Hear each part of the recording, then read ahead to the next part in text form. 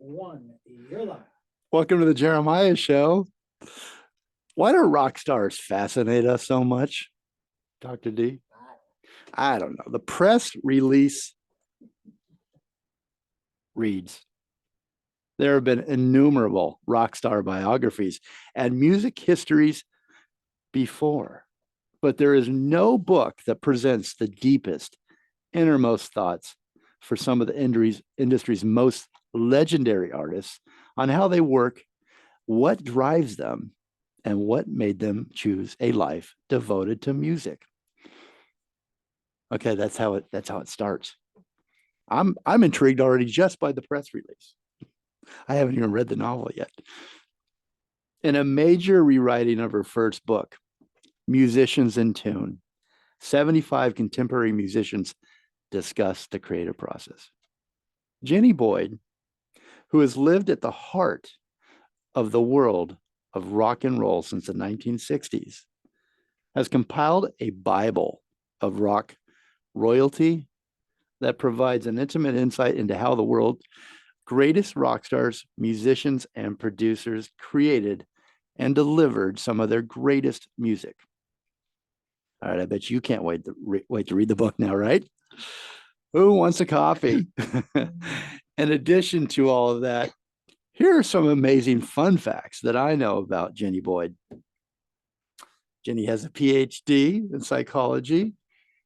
She spent many years running an addiction treatment center in England. She is a former 60s model. She's the younger sister of Patty Boyd, who is married to George Harrison and Eric Clapton. And Jenny married the great Mick Fleetwood twice. That's the punchline. He was so great, she married him twice. Jenny even inspired Donovan and Mick Jagger to write songs about her, including Donovan's famous hit Juniper, which we will play on the show here today. She traveled to India with the Beatles to visit the controversial Maharishi Mahesh Yogi. Jenny was there. She was there at so many pivotal moments in music history. From the creation of the Beatles' White Album to being in the studio while Fleetwood Mac recorded the album Rumors. Jenny has traveled all of the way from London to Santa Barbara to talk about her life amongst her friends, the icons of rock, and maybe let us live vicariously through her just a little bit today. Hi, welcome, Jenny. Hi, welcome, Jeremiah. Welcome back to Santa Barbara. I love being in Santa Barbara. Isn't it great? It's beautiful. Yeah. You can't have a bad day in Santa Barbara. No, just beautiful. How you come quite often, right? You have friends here? I have friends here. Between here and Ojai. And then I have to go back to England for the wonderful winter where you don't see the sun anymore for about 4 months. So get as much as you can here. Yeah. But you can take that jar and put some sunshine in it. Take it home with you. Okay, so I want to talk about this book. Fascinating. Your first book, Musicians in Tune, was called the Bible. Really, it was a Bible of rock stars, musicians, and really you got to know them in ways no other writers have that access, and you had a really unique perspective. And you at that time you worked through their creative process with them, right? And throughout interviews. That was back in 1992. Is that right? It came out in 1992. I started the interviews in 1988 to 1990. So it was a 2-year space. And originally it was a PhD dissertation. Okay. And I chose it on creativity and the spiritual link. I started off with the musicians that are actually part of the family, like George Harrison and Eric Clapton, and of course Mick and all of Fleetwood Mac. Yeah. And at that time, excuse me, I was married to drummer Ian Wallace, and he was on the road with Don Henley and Crosby, Stills and Nash, Bonnie Raitt. He's not with Dylan. I did ask Dylan if I could interview him, but he said no. But when the book came out, I noticed he'd actually earmarked quite a few pages. And I wished I'd kept that book. But then, I managed to do 40 interviews And the most extraordinary thing that happened was that I only needed to think of somebody like, say, Ravi Shankar, who I'd met in India with Patty and George when we toured with him in South India. And someone would just happen to say, oh, did you know Ravi's staying in Santa Monica? And so I'd interview him. But that was happening all the time. So when I realized I'd got something that really felt pretty amazing, I found myself an agent who then found a publisher, Simon and Schuster, and they wanted 40 more interviews. So that's when I managed to get B.B. King. All these So other. at that time, then you must have, if I'm doing my math right, had about 35 already. Well, we had 40 to begin with, then I had 35 to begin with, 70, and then 40. Nope. And that My math was right? 40, 50, 60. Yeah, that's right. Well, that's a lot of Big and big names, all of them big names. Yeah. And it was amazing, great, jazz musicians. Ice-T was one of them as well. Not a jazz, but Ice-T, the rapper. There's as I said, Ravi, all the blues guys, John Lee Hooker and all of those. Or there were just so many. And to me, that was the most fun piece of the whole thing, was interviewing them. You enjoy interviewing I loved people. interviewing them because we really got deep. And because I was had just got a master's in counseling psychology, I knew when to shush, when there'd be a little bit of a pause, when normally you'd come in. I let it go for a bit, then they'd go deeper. And it was great. And they all said how much they loved the interview because, it's not like, what did you have for breakfast? It was definitely, thought-provoking stuff. And one of the questions I asked them was about peak experience, but the phrase was coined by Abraham Maslow in the 50s, about what it feels like when actually you're in the zone. Is what we call it nowadays. And they'd never talked about that before. Eric Clapton even said he thought he was the only one that had ever experienced that. And it was a tricky thing because it's like you never talk about the muse, because it's so delicate. You don't want to sort of, shush it away. So, and they all talked about that. You are the muse. Are you delicate? For some. I've heard you're the muse. That's interesting. And what was the thesis about creativity? What did you call it? How you actually wanted to go the creativity? How did you put it at the beginning? Well, originally the creative and the spiritual link. There you go. Because the whole thing about the peak experience is when it feels like the words are just coming through them, or if they're on stage. I think it was Graham Nash that said Crosby, Stills and Nash were playing on stage and they all played the wrong verse at the same time because everybody gets connected. And if they're writing, lyrics come from they don't know where, but they feel it's not me, I didn't do it.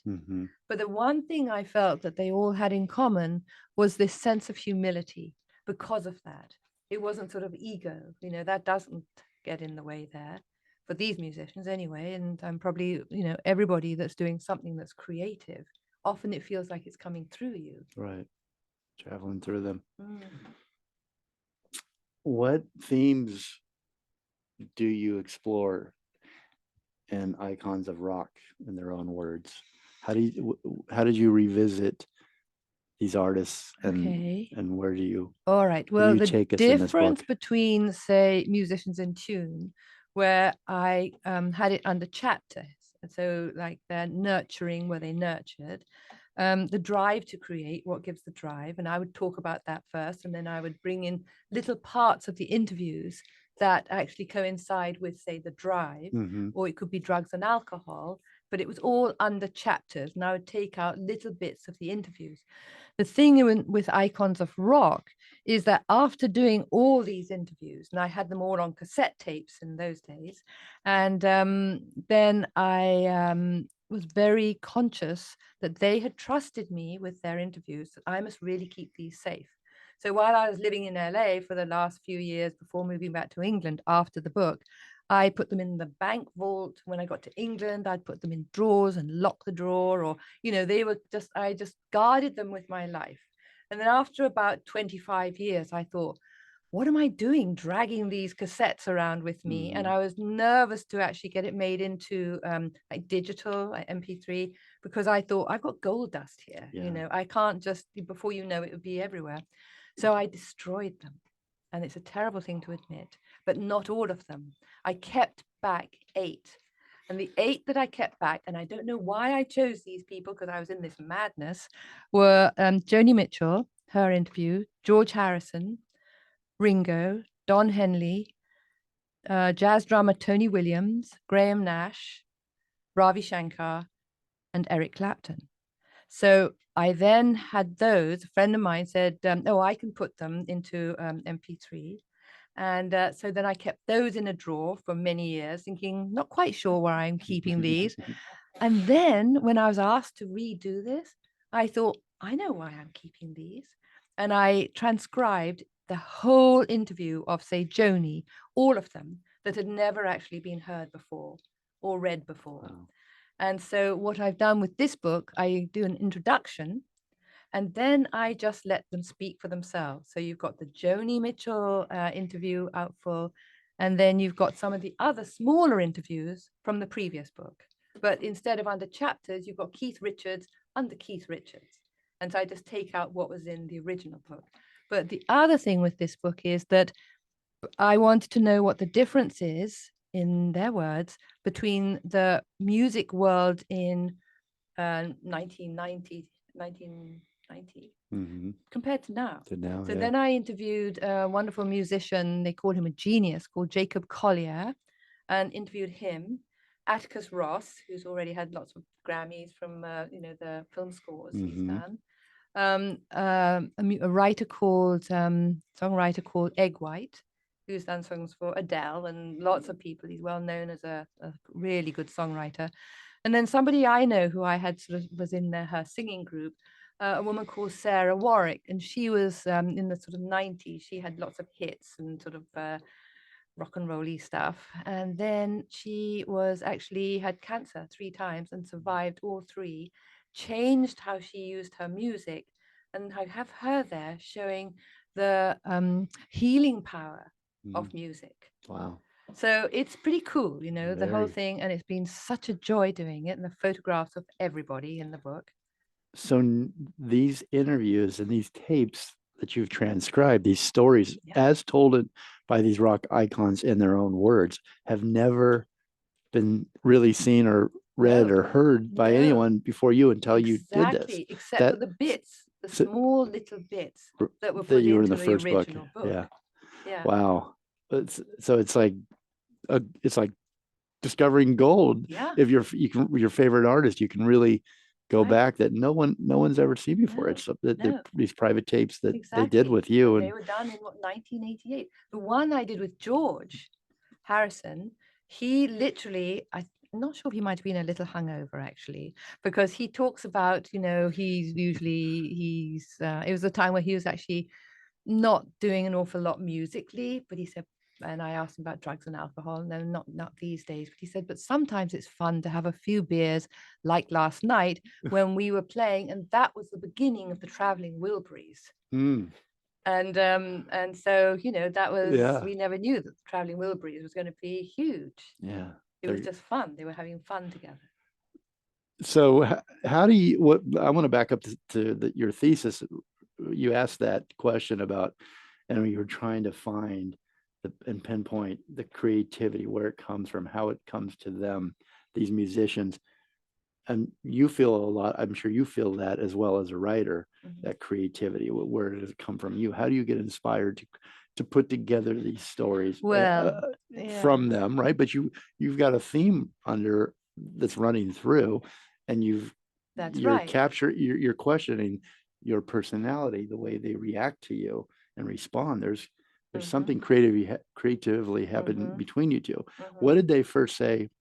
Is there a common, you know, feeling or explanation for how creativity comes to them as musicians, or do they not know? I mean, what did you find out? Okay, well, I had a series of questions that I asked them all. But obviously, once the interview started, I'd go with them wherever they were going.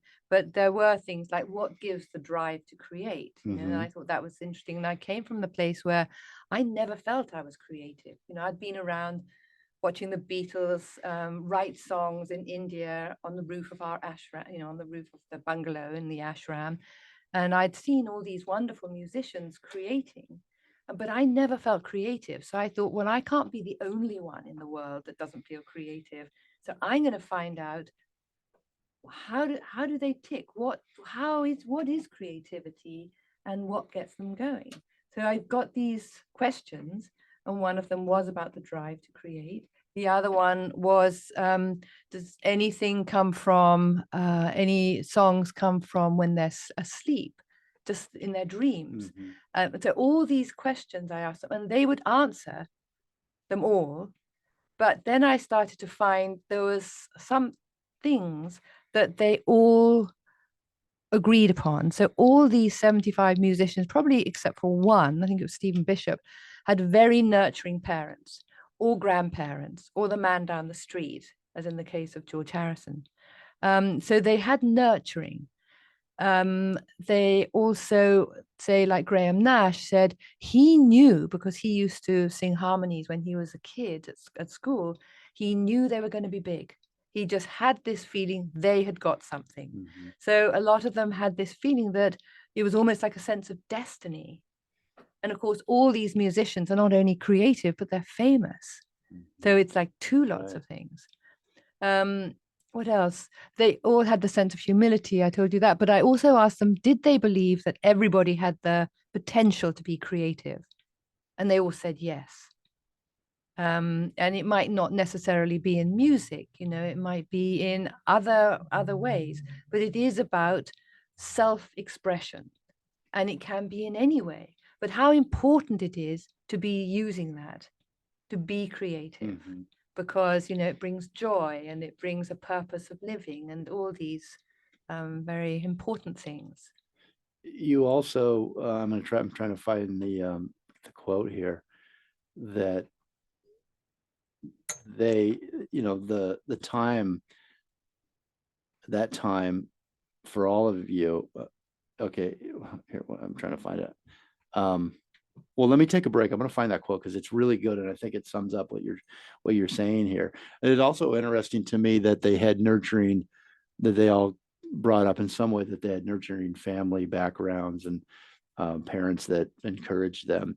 I've done so many interviews with musicians, and that actually has come up Really a lot. So I wonder if you're onto something there. Yeah. And then, of course, you had the ones that their parents were musicians, like, say, David Crosby, and they would all get together around the fire and sing together, or Christine McVie, you know, just, And those that had musicians as parents, they got into it faster when they were younger than those that actually had to find it out. Find their voice. All right. This is great insight, great talk. Jenny Boyd is my special guest today. Her new book is Icons of Rock in Their Own Words. Pick up your copy. I'll let you know where you can get it. You can go to jennyboyd.com and get an autographed copy if you'd like there, but also it's available on Amazon UK right now, and in the States in February, right? Yes, It'll be available that's right. on Amazon. It's but the jennyboyd.com. thejennyboyd.com. Amazon, I think you guys can all find that. Amazon UK. It's Bonnier Books, right? Bonnier Books. Every book matters. I love that. BonnierBooks.co.uk. And you're also going to be at Beatles Fest. I am in February, beginning. I think it's the first weekend in February. I got it right here. It's the New York Metro Fest will take place the weekend, because there's a London version, right? And then there's New York. It will take place the weekend of February 9th to the 11th at the TWA Hotel at JFK Airport. It's celebrating their 50th anniversary of the Beatles Fest and 60 years since the Beatles first landed in America at JFK. I'm sure everybody remembers that crazy scene, right? It's still black and white, and everybody going nuts. Jenny Boyd will be a guest speaker talking about her new book, Icons of Rock in Their Own Words. We'll be right back. And in fact, actually, before did you cut me off, Richard? Before I've always got one more thing to say. Jenny Boyd was my special guest back in season 8. It's episode 377. We're now on 632, I think. So quite a while ago. And at that time, you were here to talk about Jennifer Juniper, your A last Journey book. Beyond the Yeah, Muse. yeah. That's right. And that was a great interview. So we're going to talk about the music icons today in your new book. But if you wanted to learn more about Jenny Boyd, I think we did a great interview there and talked about more of your history and your past life. Incredible life. We'll be right back with more with Jenny Boyd.